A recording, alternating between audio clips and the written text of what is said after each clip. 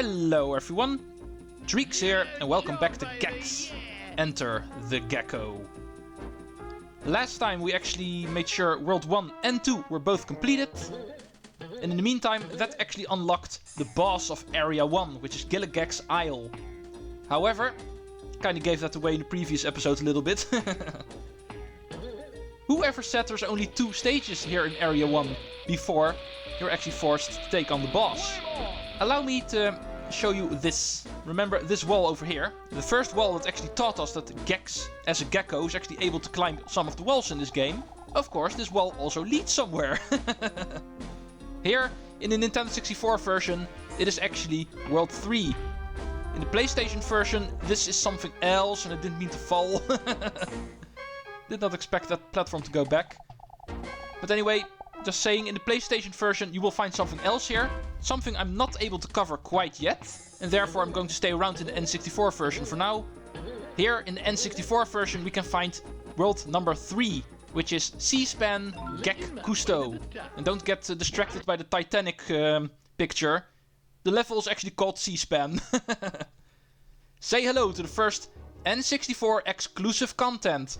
This you will only find on the Nintendo 64. It's not just an N64 exclusive stage, it is also the first and only underwater stage in this game. To brake while swimming, pull the Z button. Okay, nice of the game to actually teach us how to brake while swimming. Regular swimming works pretty simple, you just press the A button. As you can see, Gecques will move forward. We can press the attack button to do an attack underwater as well. As you can see, we spin around a little bit. It will function as an attack. The first mission down here is actually pretty easy. We just need to make sure we find 3 arches and swim under them. They're pretty easy to find. 2 of them are at the edges of this area. And the third one's actually in the middle. It should be this one. Not going to bother collecting all of the collectibles here quite yet. This is actually the first instance where a different mission is actually better to do that. I'm not always going to do it in the first mission. Sometimes it's actually better to do it in the second or third one. This is actually the first example of that. Because the first mission only directs us towards the beginning area where the 3 arches are. And trust me, there's not enough collectibles here to actually get the first silver remote. So I'm going to do that next time. Let's see where the remote is. Right over here. Sometimes it can be a little bit troublesome finding it, since this area is not all that small in all honesty. But I got lucky today. Here we are, mission 1 completed. And we're not even 3 minutes into the video yet. Promising when it comes to trying to cover as much as possible today. That said, there's also still silver remotes to look out for. So the second and third mission are going to take a little bit longer. No surprise. Find the end of the cave is mission 2. And that hint screen does not say a thing. At least we need to leave this area for the first time. This quote-unquote main room is not the only room in this stage. Here we can actually find to the caves. And we actually enter that by hovering over this quote-unquote taxi. It's interesting. You actually have to use that because you can't normally swim there. There's actually gates that are closed, as you can see. Allow me to check the surface real quick. Because this may come as a surprise, but this stage is actually not fully underwater. There's still a surface. And we can actually swim there like a dolphin. However, this one seems to be empty. The reason I'm checking this is because one of the silver remotes is going to be hidden in one of those surface areas. And I always forget which one. But we'll meet another one later on, so... Let's go check out this one then. The hidden silver remote is actually going to be on the surface. In one of these rooms. Okay, this one's also empty. Just a couple of things we can break for some collectibles. But here, in mission 2, we're also not interested yet. Mission 3 is actually going to be the one I'm going to try to get the reward remote. And since we can't find the hidden remote here either, let's go into the caves now. This is actually where the mission will guide us. However, this place is going to be a maze, as you can see. We first need to find the correct route through here. This one just leads to a 1-up. Don't mind if I do. Even underwater, Gecques is still able to eat bugs. Thank you. In that case, we're heading left.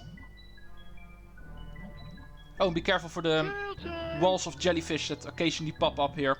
They obviously hurt you.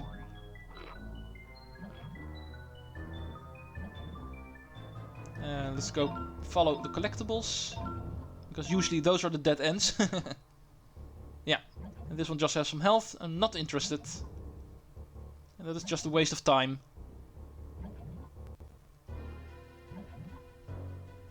This should be the end. Right over there, so allow me to skip that for now. I'm still after that silver remote. And if this keeps up, I'm also interested in health. I'm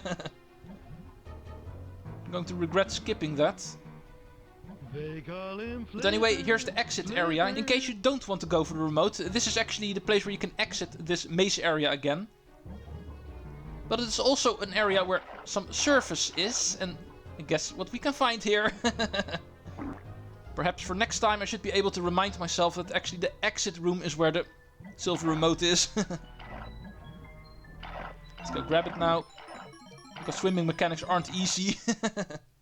I make it look like it's easy, but trust me, it is not.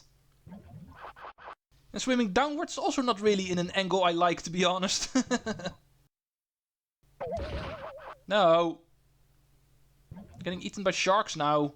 My tail's gonna kick your butt. I'm turning into the first gecko that ever got eaten by a shark.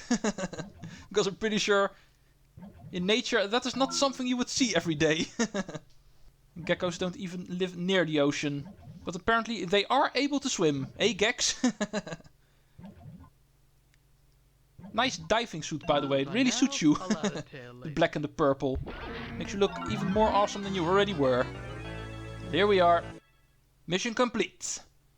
Including the hidden remote.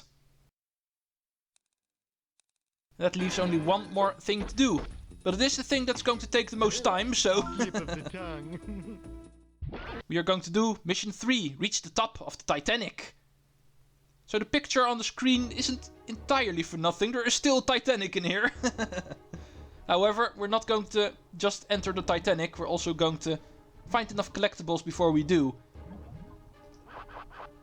If I need to be honest, I think this is actually a pretty difficult stage to get the reward remote. None of the missions are really suited to go for it, so...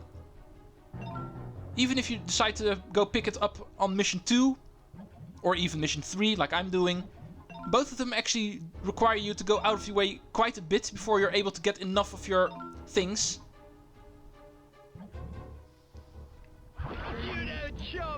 It is not like the first two worlds where you can just simply follow the stage until the remote that is the deepest into the stage and automatically get enough of the things. Because of the layout of the stage, it is actually not as simple here. So I'm afraid I'm going to have to grind for all of these loose collectibles a lot before actually going to the area where mission 3 actually takes place, the Titanic. Okay, UFOs also seem to have crashed in the ocean. Oh, why is that a cultural thing? You see that in a lot of games. But let's just move on. Shark! Oh, now you tell me. You just got eaten in the previous mission by a shark, and now you're going to scream shark. Well, at least you realize where the danger is. Let me give you that. Ouch. Apparently that still counted as a hit for him, but also for me, so not complaining too much. As long as I don't die, I don't really have to worry a whole lot. Here's 30 sea stars. The next collectible we're going for is treasure chests. So it's extra suiting to stay on the bottom of the ocean before we get to the next one. The next one is actually going to be Titanic related. Oh, let's not miss it. Yeah, if it isn't obvious, there's not a whole lot of collectibles in this stage. really sure this is by far the most difficult one to actually get them all. Even though there's also one of the final stages in this game, which is also pretty difficult. But more on that one later.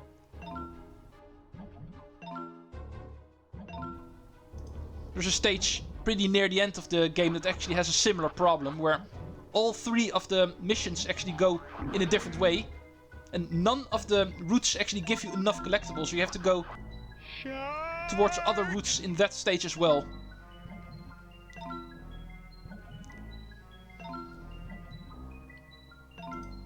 I'll tell you about it the moment we actually reach that stage, but believe me, it's not going to be for a while. It's actually the second to last stage in this game. So that's going to be quite a while. But hey, I need something to talk about while we're in a boring way scavenging the seafloor looking for treasure chests. Okay, here's an enemy. That is actually chasing a fish that is not an enemy. Interesting way to actually play around with the aesthetic, I might say. Otherwise, these kinds of fish would only be there for the aesthetic. But they actually bothered to make an enemy chase that guy. Interesting.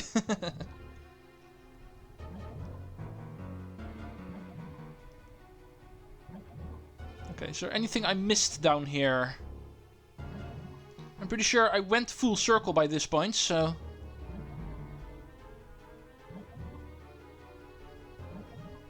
Yeah, this all looks familiar. Let's go up now. Should have enough. I'm more than halfway done with the second collectible already, so... I'm pretty sure I should be able to actually get enough before reaching the end. Otherwise we would really be in trouble. Yeah, these things are here as well. Might as well pick these up as well. Even though they are pretty tricky to pick up, as you can see. It's pretty difficult to actually get all 3 of them before they plummet down into the sea.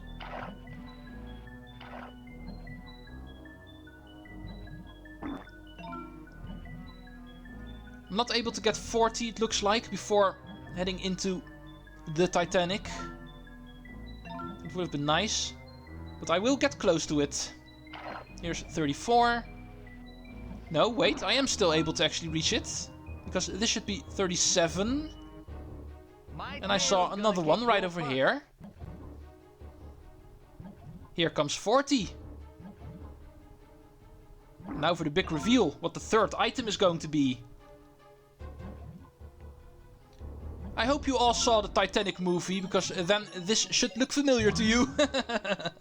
And that is actually what we're gathering last. And it would only be suiting to do that in the Titanic itself. We head into the iceberg for that. Because for some reason that will bring you to the Titanic, apparently. I'm so glad there's no air meter in this game. Otherwise this would be pretty troublesome. Before moving on, turn around and actually turn on the switch. Because otherwise none of the other switches in this area will work. We're actually in the engine room of the Titanic right now. And we need to go across some watertight doors before we're actually going to enter the true Titanic.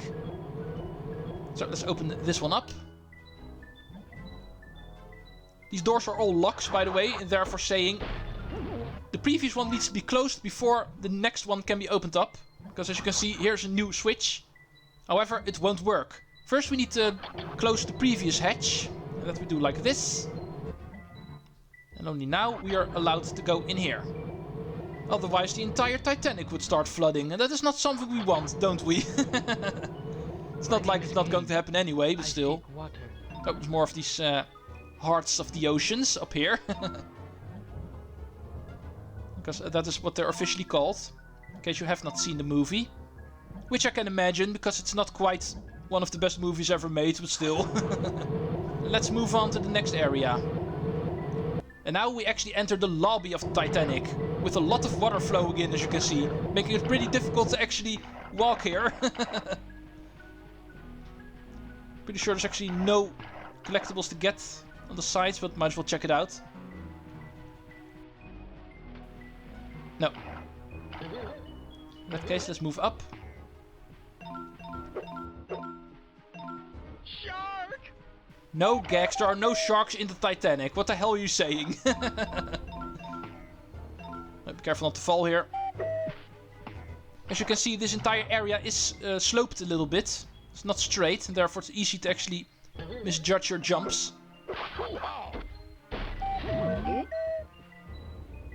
Oh, be careful for the water here. As you can see, it slides you around. The moment you touch the pools of water here, you're not able to walk anymore. You will start sliding down. Kind of like this. Okay, 33. Be careful for this jet of water, because that will actually push you. And if you're able to get in this hole, you will get to the final area of this level, which is the Titanic standing up straight. The final form the Titanic takes before finally sinking. But luckily, that sinking won't happen in this game. But we do need to climb it, so we need to learn how to tail bounce. So in case you have forgotten, there's another new hint block here to tell you.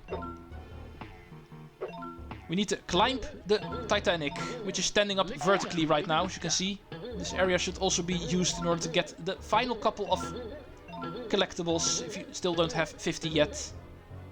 But there's plenty here, so that should not be a problem. If you go into the wrong one, you will actually end up in an earlier part of the ship again, so be careful. But luckily I've done this more often, so I know which one to pick. And here we finally get the second silver remote. Pretty difficult to get in this stage. As you can clearly see. Because this area does not nearly have enough collectibles, so you need to go scavenge that entire first area before you actually go in here. Apparently you can only go up there from the left. Because as you can see here, the railing is actually broken, so we can get up here to the very top of the ship. And apparently I'm doing that twice.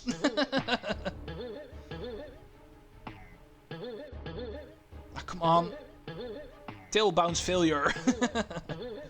There we are. Pardon my tongue, darling. That was the most epic remote so far. But it's done. Silver remote in hand. We can completely scratch this course. And speaking of scratching, let's go scratch another bonus. And let's in the meantime also unlock the second boss already. We haven't even reached that area yet, come on. Okay, we'll be back up here later in the PlayStation version the moment things start unlocking there. However, for that we actually need golden remotes. Before I start talking about golden remotes more, let's start collecting them first. The next bonus is going to be Thursday the 12th. Which is one day before my favorite day of the year. Don't take career advice from Joe Piscopo. And this one is actually based on Scream TV, as you can see. And it's going to be the stage where you need to pick the right door. There's 4 doors down here. Going through the first one will bring us to number 4. And the second one will bring us up 1 floor. And I think you get the idea by now already. We need to pick the right door on every single level in order to progress. And be careful, because as you can see we can also get turned backwards again. Moving down a floor. So this is one big challenge of trial and error. Okay, it's this one. Welcome to Under This Old House. The furthest one, that one's easy to remember.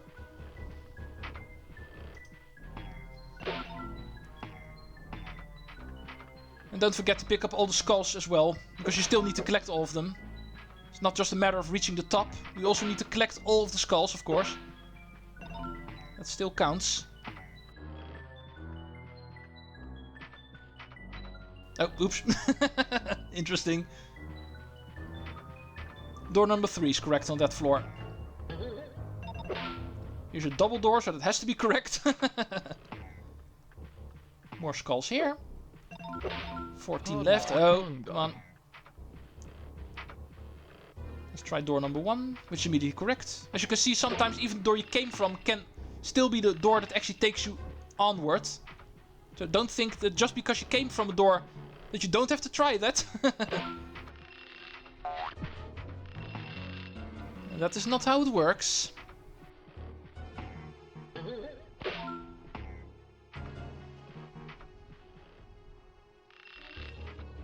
Okay, I can't grab them through the chandelier.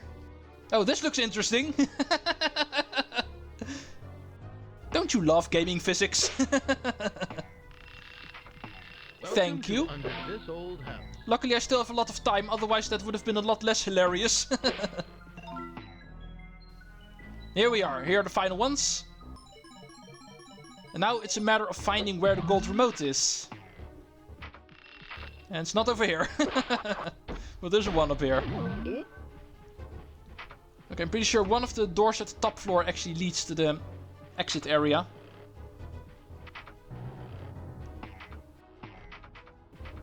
Yeah, there we are. I can see you.